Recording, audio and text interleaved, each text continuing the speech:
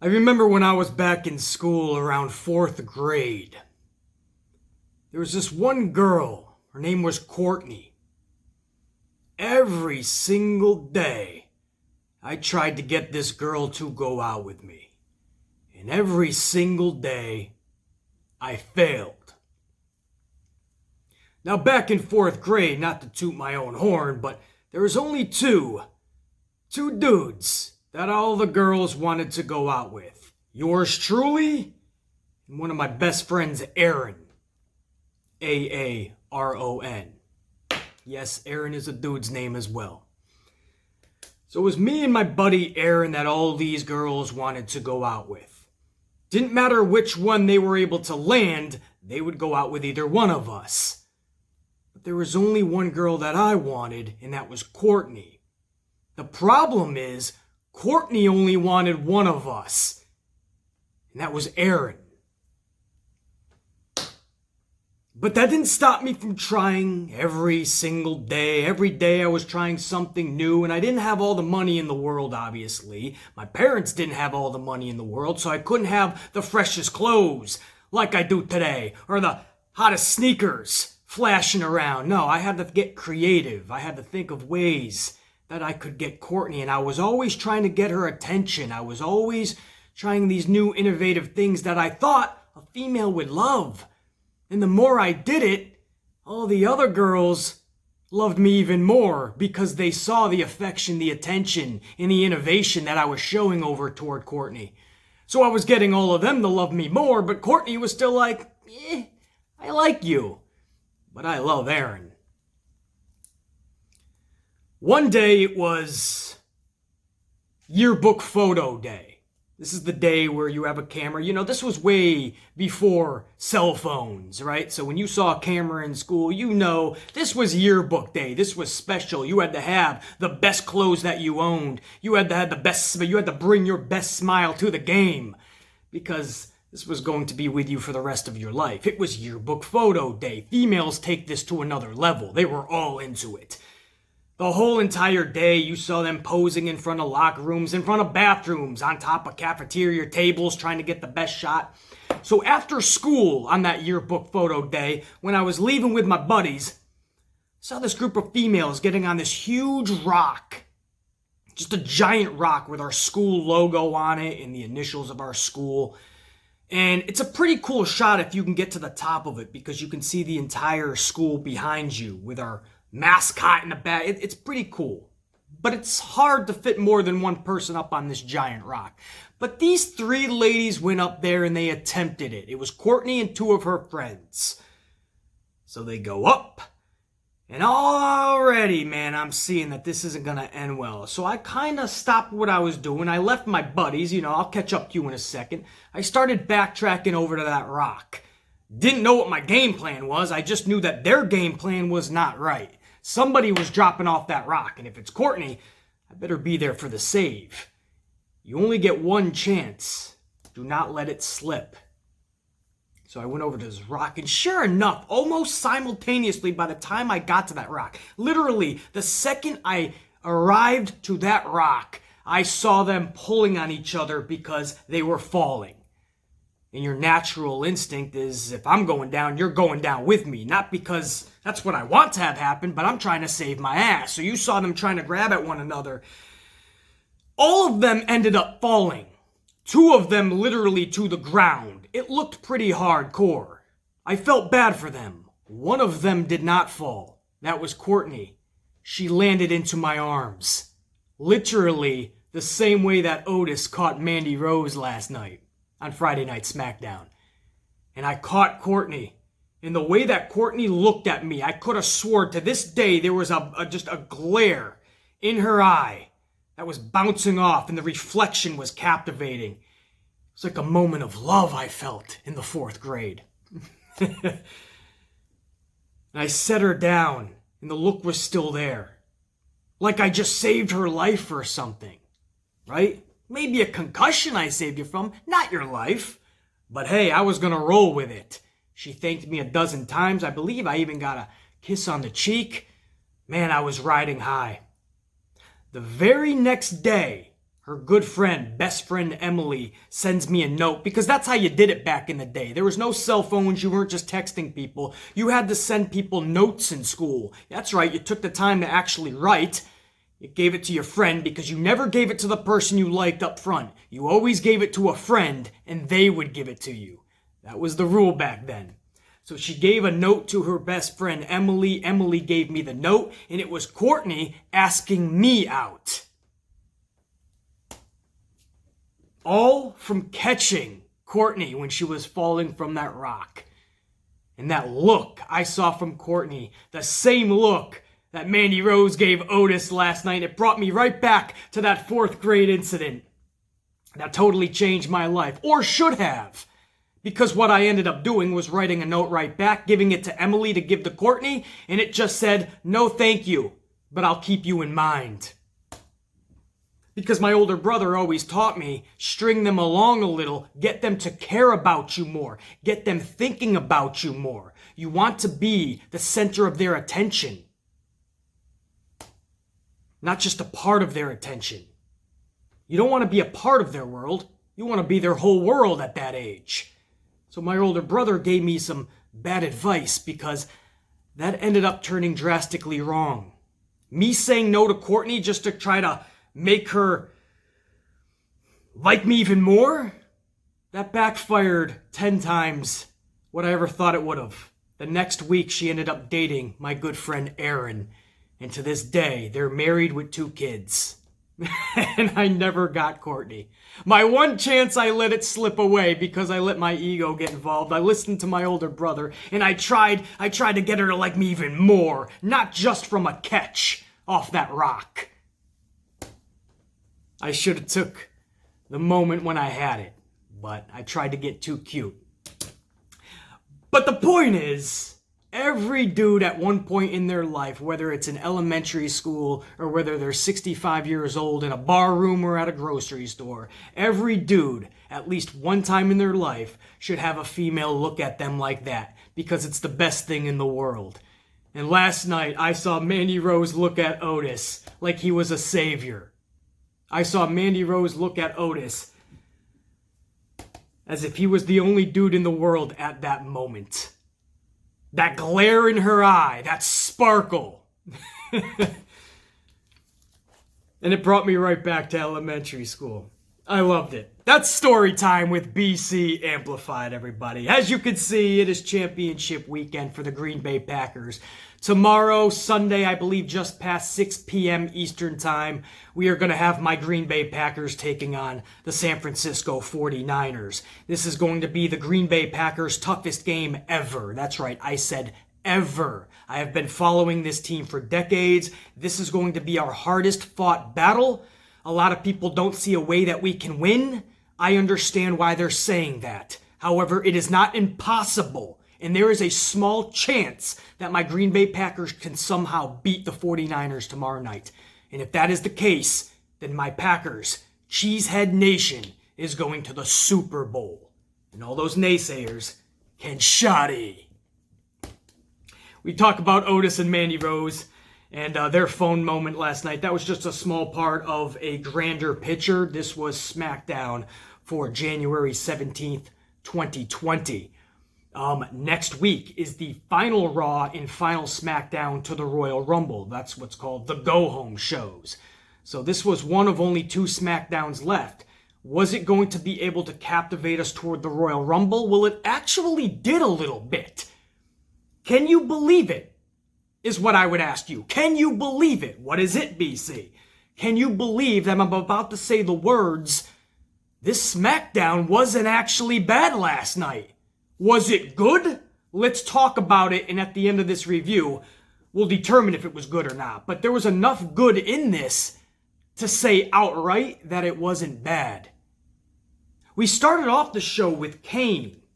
He's talking about how this is his favorite time of the year, Royal Rumble season, leading into WrestleMania season. So Kane's middle of the ring. Bray Wyatt appears up on the Tron.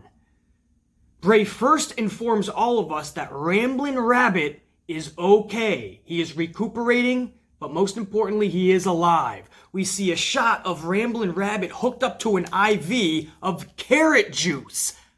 How awesome is that? Ramblin' Rabbit is hooked up to an IV of carrot juice. If you didn't LOL in that moment, check the old pulse. That was funny! And it was even better to see Ramblin' Rabbit alive and almost well. I mean, he looked pretty droggy from the beating that Bray Wyatt gave him last week. But Ramblin' Rabbit is alive and well, so that was a welcoming sight. Then the lights go out. When they come back on, Kane is on the outside of the ring, waiting for the Fiend to come down the ramp. But instead, the Fiend comes up through the ring, not from underneath, through the ring like he usually does, sometimes anyway.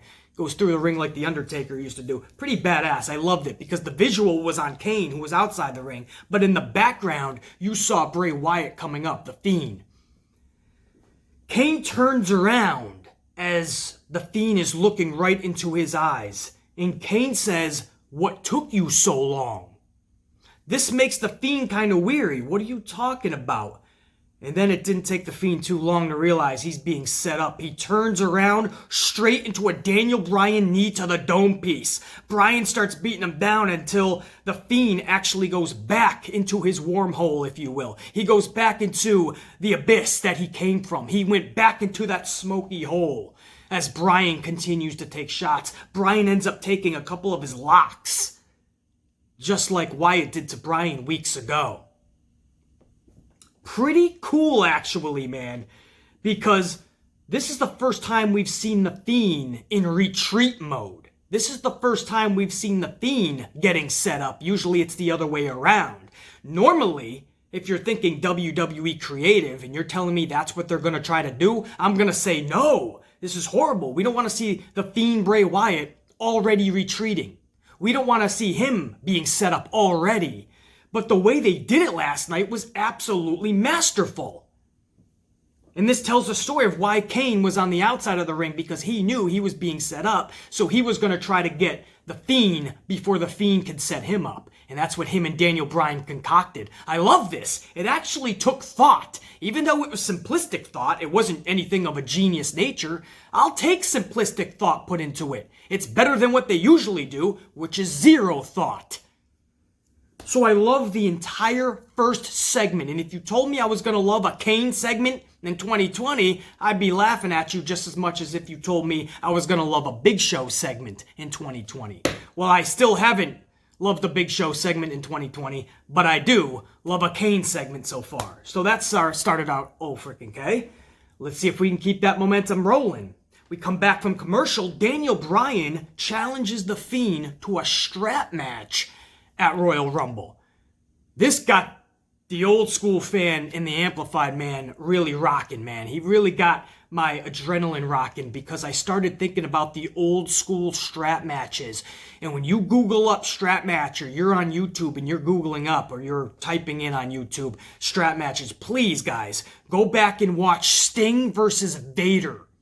He might have been called Big Van Vader back then, but it's Sting versus Vader from WCW. You watch those strap matches, and you're going to see why I love this type of match. And I think The Fiend and Daniel Bryan are going to bring something awesome come Royal Rumble. So my anticipation for the Rumble at that moment was here, and it jumped up to here. Much higher after I heard that it's going to be a strap match. Now, the first match of the night last night for Friday Night SmackDown was John Morrison taking on Big E. Can I just say, on behalf of all the Amplified unit and most of the pro wrestling fans out there, we want Melina back. Any suit and tie in WWE that can hear my words, please bring back Melina. She belongs right there with John Morrison. And if you want her to be right there with Morrison and Miz, I'm cool with that. But that would be a pretty cool little stable forming. But Melina should be right there with Morrison, man. Or just in general, I feel Melina should be back in WWE. She still has it. She still can go. Use her. You did it for Mickie James. Melina still has a lot in her. Anyway, just seeing Morrison in that slow-mo entrance. Man, I miss those Melina splits and everything else that went with their entrance together. So that's first what I want to say. Next up, I just want to touch up on the fact that this was just a fun match. This was a great reminder to us all of just how damn good John Morrison is and how good Big E truly is if you give him the spotlight in a singles push. So you got to see how good Morrison was and how good Big E is. Big E is always tied down with the New Day, just like Kofi Kingston was during his title reign. Always tied down with the New Day. I would love to see these dudes just by themselves. Big E has a lot of potential for a singles push, but they're so scared to split them up because they're still bringing in some money. And a lot of fans still like to chant the New Day, and they like to sling their pancakes. But I'm one of those people that is willing to take the risk of ruining something good to try to get to something great, something epic. You never know unless you try in life. I see a lot of potential in Big E. And John Morrison, I wasn't excited when he came back, but wow, was I excited during this match.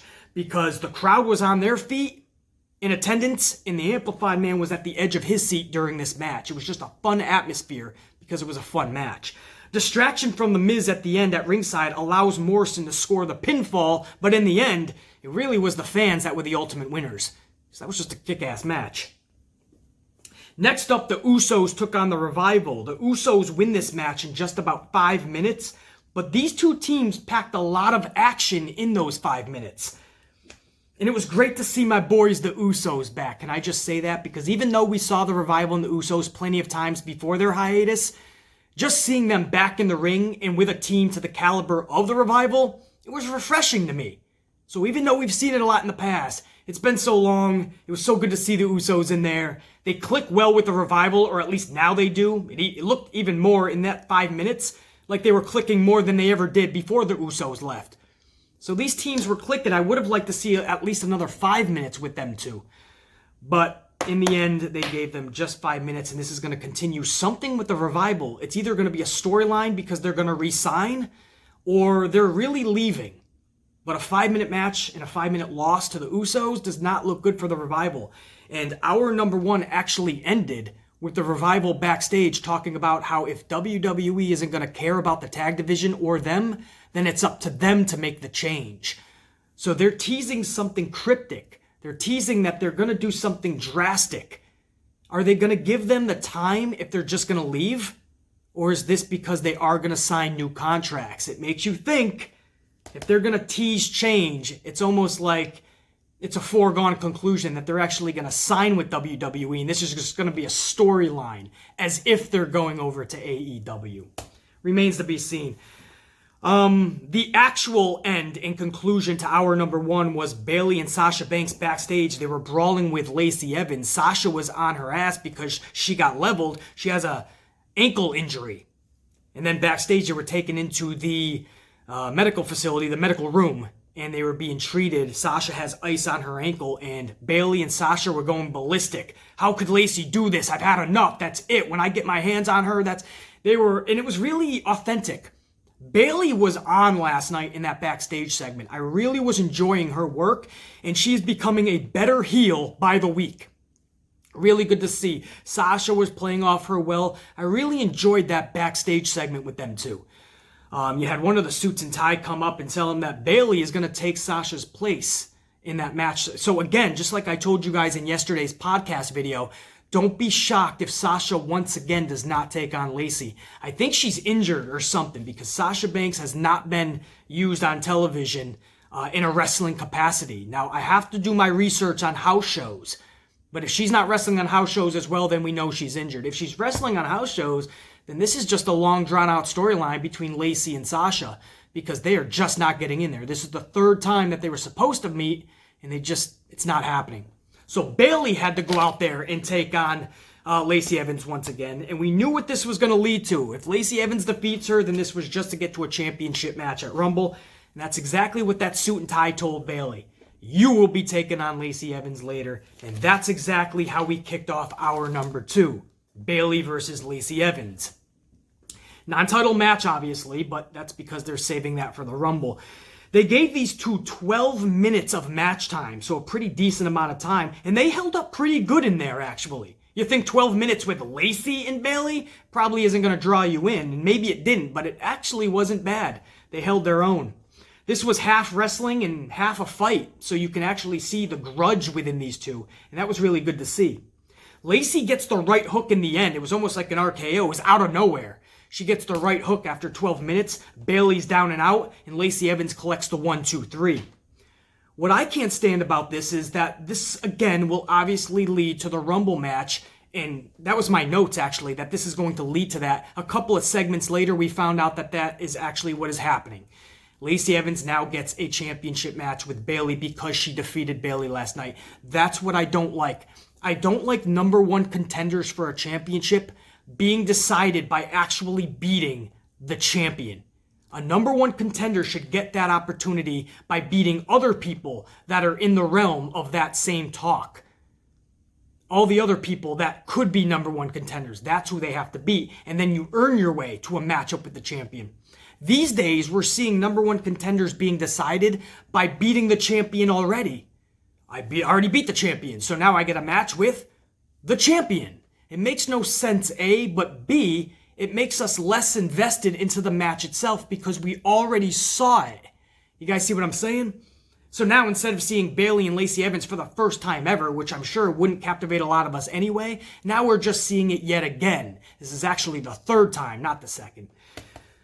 Television-wise anyway. And that's what I mean. Number one contenders should be drawn up and concluded in a way different aspect in limelight. Not in the limelight of the champion. I don't like that at all, and that's your Royal Rumble Championship match now. Before I end this review, let me just get a quick sip of coffee, and we will end it with the last 45 minutes of SmackDown. Give me 1 second. Thank you, guys. Gotta have that coffee. You know how it is. Next up, we have Elias, middle of the ring with his guitar. He's got the cool graphic up on the Tron. I mean, the dude, he looks like a legit star. He can go in the ring. Not saying he's one of the best, but he can go in there. Again, he's got the look. They invested all this time in him. They just won't actually give him the push. It's so weird, this whole Elias thing. I'll never understand it. And that's why we heard that he's unhappy. Miz even told the world that that's true on last week's Backstage on FS1. On their FS1 show. It comes on at like 11 p.m. Eastern time, so I don't know if anybody even watches it, but Miz was a guest on it, and he said how Elias told him straight out that he's just not happy. They just have him going out there with his guitar again. He's not even wrestling. And Miz is like, just keep your head up and this and that. And then we heard rumblings that Elias is looking to get out of the contract. But, man, he's got so much potential. I just don't understand. But last night, he was right back in there just on his guitar. And he's performing his new hit, Walking in Greensboro. But before he can even get out a lyric, he is interrupted by Shinsuke Nakamura, Intercontinental Champion, Cesaro, and Sami Zayn. And Sami Zayn's on the mic saying, sorry, Elias, but this is a little bit more important. And Sami Zayn is discussing the earlier segment where Braun Strowman was challenging Shinsuke for the IC Championship at the Royal Rumble. And Sami Zayn is like, that's a hard no. Thank you. Sorry to interrupt you, Elias. Go on with your stupid song.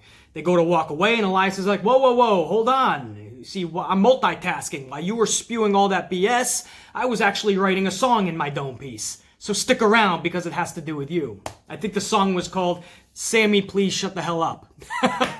So he starts to sing that song instead. Cesaro, Sammy, and Shinsuke hit the ring. They attack Elias. They start beating down on him, and Braun Strowman makes the save. So this is obviously setting up Braun Strowman, Shinsuke at Royal Rumble. If it hasn't already been announced, which I'll go back and have to look at, I think it has. But if it hasn't, expect that match to be announced for Royal Rumble for the IC strap, Braun Strowman, Shinsuke Nakamura. Yay! That's really going to bring asses to the seats. Up next, Alexa Bliss defeats Sonya Deville in about 75 seconds. The real story here is the fact that Otis finally got to touch Mandy Rose. Mandy up on the apron. After a little debacle, Mandy Rose ends up falling off the apron, but Otis is right there to catch Mandy Rose. And again, the way that Mandy looked at Otis, and Otis is looking at Mandy Rose like she's a meal. That's a snack right there. That's the appetizer, the main course, and dessert. Otis is looking at her like he was looking at that cake last week. And Mandy Rose is looking at Otis like, damn, you caught me, my knight in shining armor. And Otis doesn't have a clue what's going on. Otis is just like, I'm touching Mandy Rose's legs. And Mandy's legs, man, whoa, were they, yeah, you see the thumbnail. So that was awesome for Otis. Who knows where we go from there, but I'm liking it. It's slow and it's very, I guess that's the only way to put it. This is a very slow build to the story, but I think it's because WWE doesn't know where to go with it. But I'm glad that they're at least going slow with it instead of just coming up with any impulsive idea that they have, you know, and then it's just going to be ruined. Take your time if you don't know where you want it to go, because at least by taking it one slow segment at a time, when you do think of something really awesome, you can still utilize it. If you just come up with every impulsive idea and start utilizing it from the jump, it's going to be off the tracks right when the train gets put on the track. The second that train starts rolling, it's already going to be off. You know, you want this thing you want it to be a smooth ride. If that has to be a slow ride, sometimes such is life. So even though it's not anything huge, the storyline isn't progressing in an epic way, it's a slow and steady way. I'll take consistency with this company because we don't always get that. The main event was up next, tables match. Roman Reigns versus Robert Roode. Roode ends up jumping Roman Reigns before Reigns even gets to the ring. This match went wild real quick. Everybody was involved. Dolph Ziggler was involved, Baron Corbin, the Usos. So they wanted this just to be another wild type of a finish and a wild match, and that's exactly what we got. In the end, as expected, Roman Reigns ends up winning via the spear through Roode and a table. I mean, he almost went through Roode, but he got Roode so far up, and Roode took that table spot like a champ. So it was a spear through a table. Roman Reigns ends up winning. Post-match, Roman informs Baron Corbin, who again was out there. He was heavily involved in this match. Roman Reigns informs Baron Corbin that their match at the Royal Rumble will be Falls Count Anywhere, because in his words, it's a baseball stadium, so there's a lot of room for him to kick his ass around.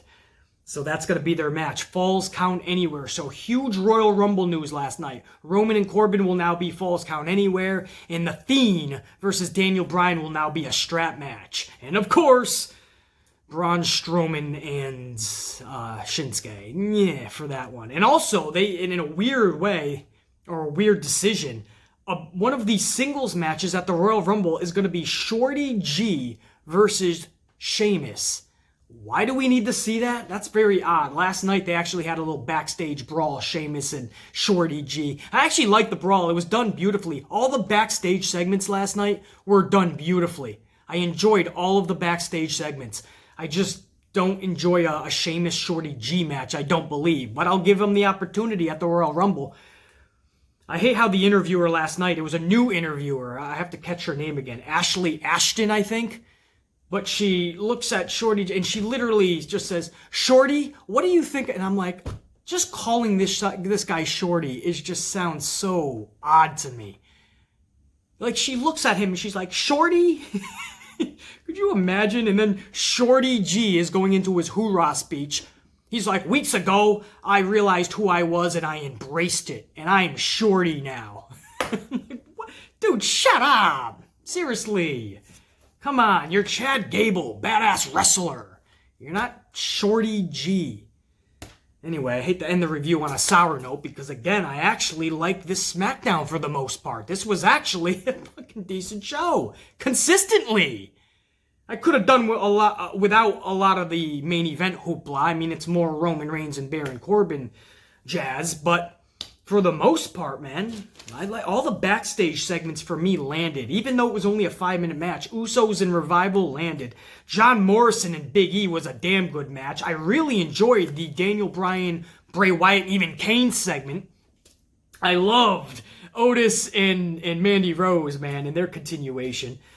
And somehow Bayley and Lacey Evans didn't drag ass, so I guess that's also a positive. And again, just the Royal Rumble, just thinking about a strap match between Daniel Bryan and The Fiend, that really raises my anticipation for that match at Rumble. You know, otherwise it was just a rematch. Still looking forward to it because I love Daniel Bryan and I love The Fiend Bray Wyatt, but it was just a rematch. Now it's taking it to another level because the old school fan in me remembers those WCW strap matches. So this should be a lot of fun if WWE does it correctly. That's the main words, right? That's what they have to do. Do it correctly. You can't always count on this company to do such. My Green Bay Packers tomorrow night will be taking on the 49ers. Please, all you guys, if you're not NFL fans, or even if you have another team that you root for but they're no longer in the tournament, a little bit of a prayer thank you for my Green Bay Packers. Be rooting for the home... No, not the home team. Oh my God, they're in San Francisco tomorrow. That's why we're wearing the white. That's why I got the white jersey on. We're away tomorrow. We're going to be in San Francisco. So root for the away team tomorrow night. Root for the Packers. Go Pack, go. Thank you guys so much for helping out. We need all the help that we can get tomorrow because San Francisco is going to be loud. So that's the tournament, and then whoever wins that will go on to the Super Bowl. So wear your cheese heads and wear your Packer propaganda proud this weekend. And we hope the boys nothing but the best. So probably will not be an impromptu video tomorrow, guys. I'm gonna be excited, but I'm also gonna be a nervous wreck. I'm gonna drink about 25 coffees from the early morning tomorrow morning all the way to the end of the football game. I am going to be a wreck. I'm already feeling the nerves. So that's tomorrow night. There probably will not be an impromptu video. And if I don't want to say this, but if we do not come out as winners, I'm not even sure there's going to be a Monday video. I might be somewhere with my head so far into a cement wall. Ain't nobody going to be able to pull me out. Amplified, man. Enjoy the rest of your weekend, though, guys, regardless. And I will see you at some point next week. Amplified, man. Ow. Check you later.